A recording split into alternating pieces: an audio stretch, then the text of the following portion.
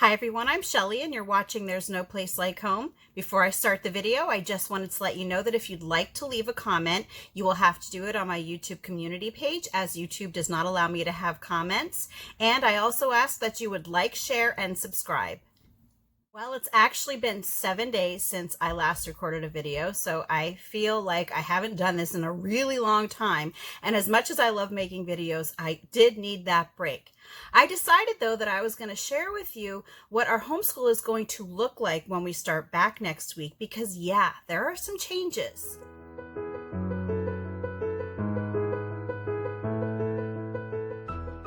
Right now, we are in our last week of our 6-week break that we take between Thanksgiving and New Year's.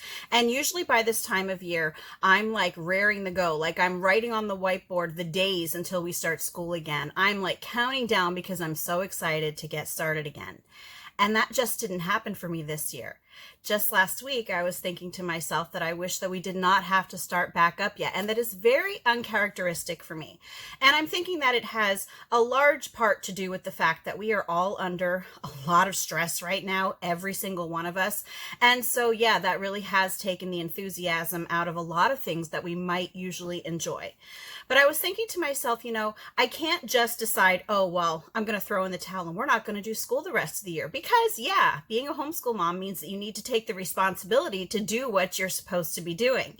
So I thought, what is it that I can do that is going to help me to feel better about starting our homeschool year next week? Because how we feel as homeschool parents really does rub off on how our children view their homeschool days. If we jump into it with enthusiasm, our kids are more likely to be excited about it. If we are visibly distraught over having to start again, our kids are not going to be really happy about starting up again, especially if they see the way that mom is acting.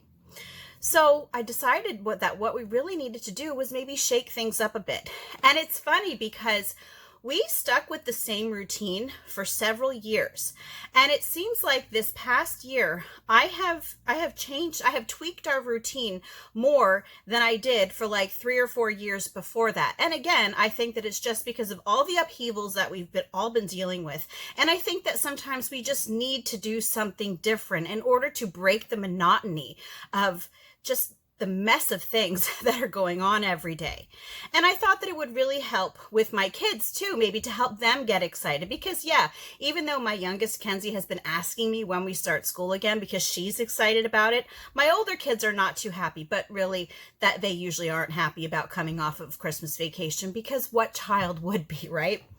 So what I decided to do this time that was different than normal was I sat down, I put my kids in their 2 groups, the middles group and the teens, and at 2 separate times, I just was asking them questions about what they thought of the things that we were doing in our homeschool. And I really made it very simple. I just gave them each a piece of paper and I told them to number it. I think it was like from 1 to 7. And then I went through certain things and I asked them, on a scale of 1 to 10, what do you think of this? Or on a scale of 1 to 10, what do you think of this? Because I was trying to weed out things that really aren't crucial for us to do in our homeschool, and that our kids, if they're not enjoying it, they likely aren't getting much out of it. Now, of course, there are some things that I'm just not going to let go of. Obviously, you can't like throw math out the window and you can't throw out those basic things, but you can look at the methods that you're using and see if there's anything that you can do maybe to liven things up, or just maybe to just discard things, or maybe to set them aside for the time being. So some of the things that I asked my kids were, on a scale of 1 to 10, what do you think of copywork? What do you think of German? What do you think of cursive? What do you think of journaling and interest-led notebooking? And I asked them what they thought of their fun schooling journals and unit studies.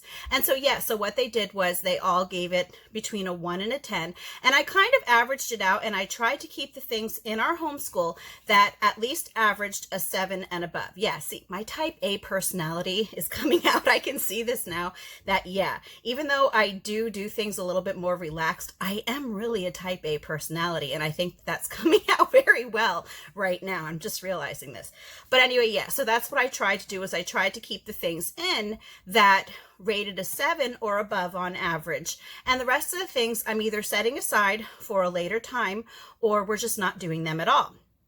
So for my middles, what we are going to set aside for the time being is cursive, because my kids really are tired of it. They've been doing it for over a year now, and I think that it's okay just to take a break from it for at least a few months.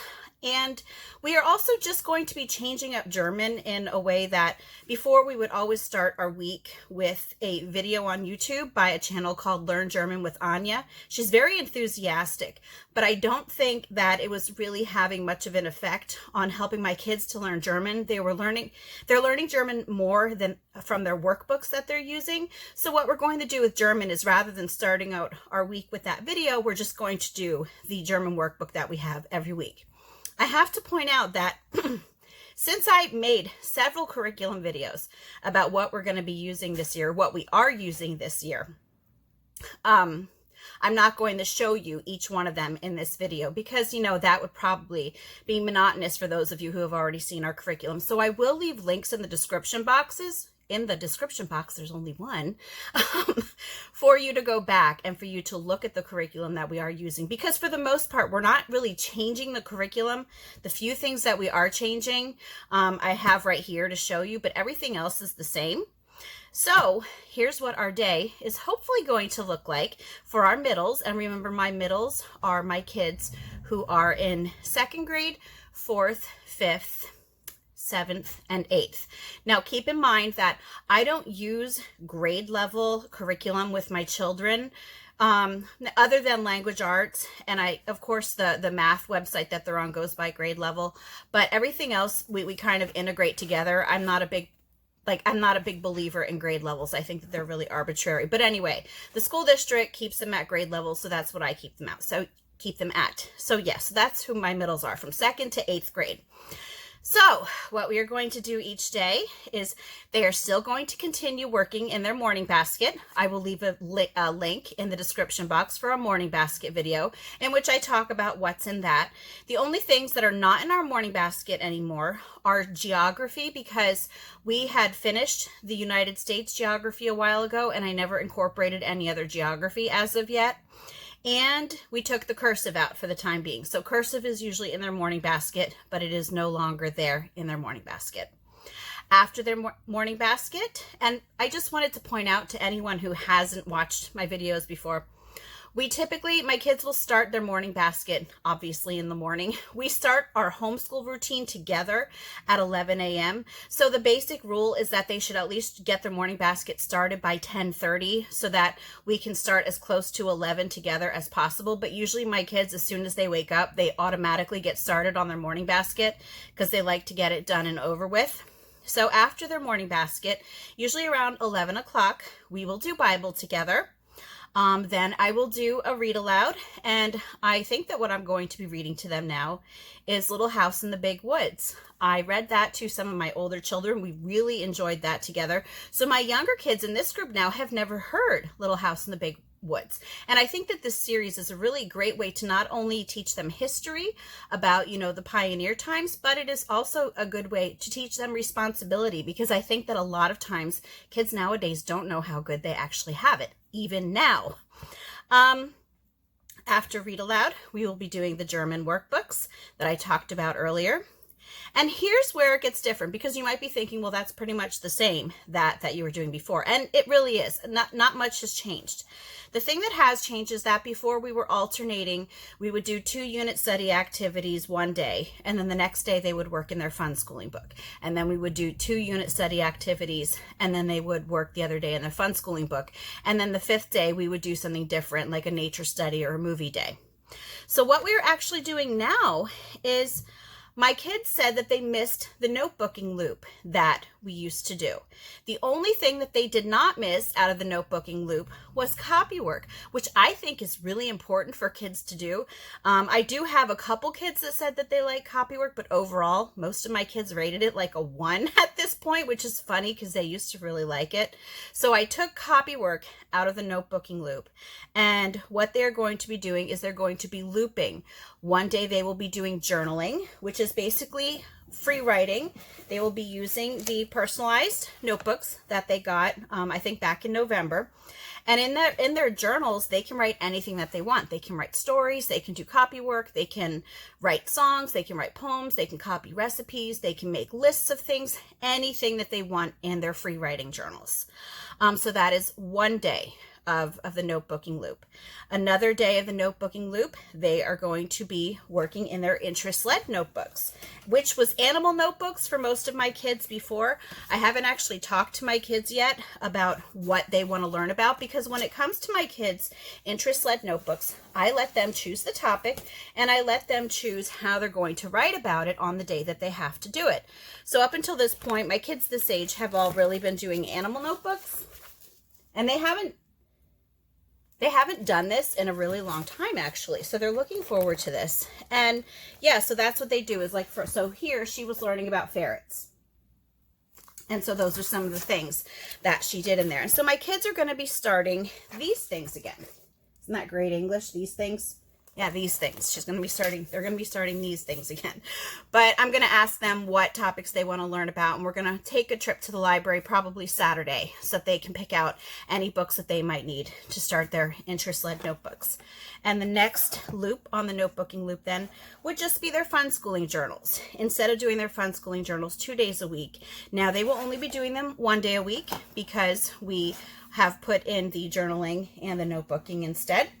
Now, my kids are all doing the same fun schooling books, which you'll find in my other videos, except for Kenzie. She was doing a spelling fun schooling journal, and she kept telling me that she thought it was boring, and it was getting repetitive for her after a while.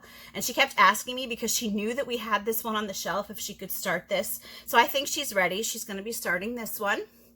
My first fun schooling journal for princesses and ballerinas. So she's going to be starting that.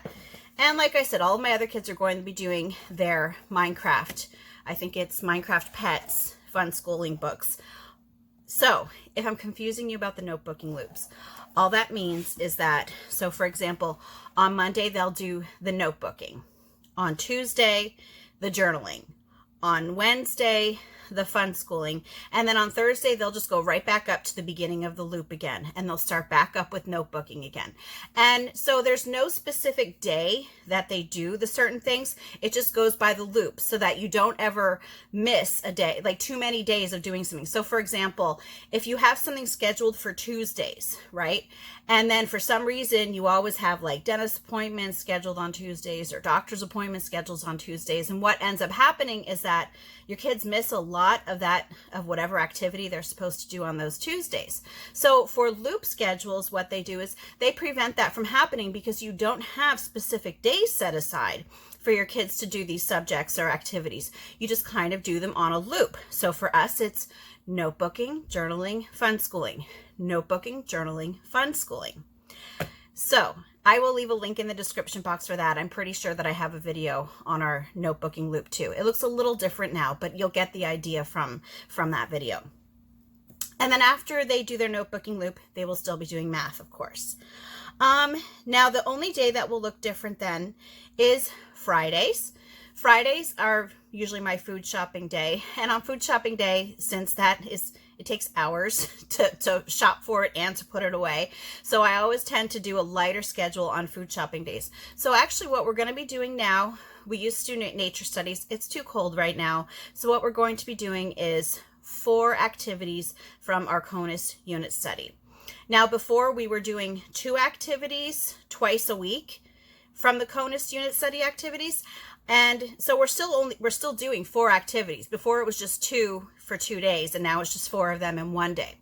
Now usually I will only schedule 2 activities for a unit study for each day. The reason that I'm comfortable with doing 4 unit study activities every Friday is because on Fridays, that is going to be the only thing that we do other than Bible. So they will not have morning baskets on Friday at this point in time. They will not have read aloud at this point. They will not have German. So Fridays are just for unit study activities.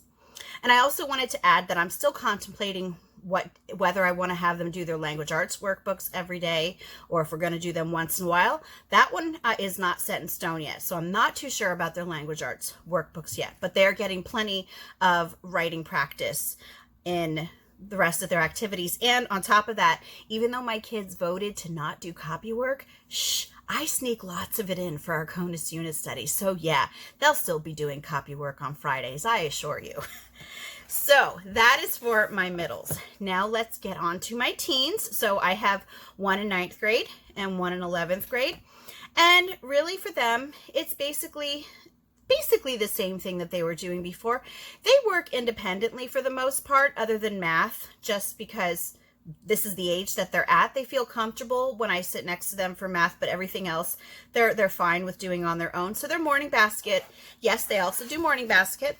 That will still basically be the same thing. They also will be doing Bible, and then they do Spanish. They use Duolingo for that at this point. They will be doing their language arts each day. And they actually asked, because I did the whole 1 to 10 thing with them too. And they both actually asked to do copy work every day, which surprised me. But my 14-year-old, I think, no, she's 15. I still can't get my kids' ages. Anyway, she's 15. She turned 15 in November. She said to me that she's like, Mom, she's like, we're in high school. We need to get smarter. So they both want to do copy work every day. And they actually specifically asked for Shel Silverstein copy work because that's what we did years ago. And they really had fun with it. So, hey, I'm perfectly fine with that. So they're going to be doing Shel Silverstein copy work every day. Now, this is where things change up a little bit because I wanted them to figure out something else for science because they had been working in their fun schooling journals and they were both getting bored at this point because they've been doing them for so long, and they said that they feel like they're getting repetitive. So what they actually decided on, they both enjoyed interest-led notebooking. And I actually did ask them, what are you interested in doing for your interest-led notebooks? And at first, my 16-year-old daughter, of course, said animals because she's the animal fanatic in the house. She has like a whole menagerie of animals in her room.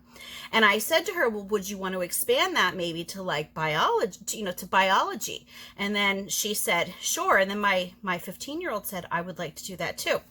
So what they're going to be doing is 2 days a week, they're going to be doing biology notebooking. What I am going to do is I'm not, you know me, I don't like textbooks other than like for math and maybe a language arts workbook. So for biology, what they're going to be doing is I have a topic list of what is covered in biology, and we're just going to go over those topics. I'm going to go to the library each week, and I'm going to get them books out of the library, and they are going to notebook on those. So we're going to start out with cell structure. So that's what I'm going to be getting at the library. I hope our little library has books on that. We can always use the internet if we have to, I guess, but I prefer books. But yeah, so that's what they're going to do. They're going to do biology notebooking. And then, of course, they're still going to be doing their math each day. Now, on the days that they are not doing the biology notebooking, they are going to be doing history. Now, my 15-year-old, she likes the way that she's doing history right now. She is using the book, Everything You Need to Ace. I think it's American History. So she's using that, and then she's doing a notebooking page for it each day. And my 16-year-old is less than enthusiastic about history. And honestly, I can't blame her because I never liked history in school. But it pains me to say that because I have tried so hard to make it interesting for her. Because I know from experience now that history is not boring. How you approach history can be boring. And that's really what ruins it for a lot of people. So I'm really struggling finding a way to approach history that my 16-year-old is actually going to find it engaging. So, and I'm actually really excited about what I've come up with because she really enjoys watching videos about history. So I thought to myself, you know what? We have been doing US history and world history for so long now. What we're going to do now is more of an alternative history. So one day a week, she is going to be watching America Unearthed so that she will get an alternative point of view on history from America Unearthed. You can find those videos right here on YouTube. They're free on the History channel. And then the other day of the week, we're also going to be doing other alternative history videos. I'm thinking possibly from the John Levi channel. I'm not 100% yet because, yeah, he does incorporate a lot of history into his videos, but he also gives an alternative explanation for things. And that's something that I talk about here all the time, is that we've got to realize that a lot of the stuff that we're told is not the truth. It's just speculation, and it's just a certain narrative that they want you to follow. So I think that it's really healthy for you to approach things from a different angle. And this is something that I really want to instill in my kids, as not only as they get older, but, you know, as they're growing up. As homeschoolers, this is an advantage that they have. So anyway, so for example, like on day 1 and day 3, they'll be doing their biology notebooking. And then day 2 and day 4, they'll be doing their history, because so the biology and history will be looping like our notebooking does for the middles. And then so day 5, what they're going to be doing that day then is they are going to be working in their fun schooling journals, because they didn't work on it at any other point in the week. So they're going to continue to work in the fun schooling journals, but they're only going to be doing that on Fridays now, on our food shopping day. So anyway, I think that I've covered everything. I hope so. Anyway, if you like this video, give it a thumbs up. If you haven't subscribed yet and would like to hear more of what I have to say, I would love if you would do that. If you have any questions or comments, you can leave one over on Instagram, because YouTube disables my comments. And if you like my work and would like to check out my Patreon page, I will leave a link in the description box for that as well. It's nice that I finally turned the fan off on my computer now. And I hope you have a great day.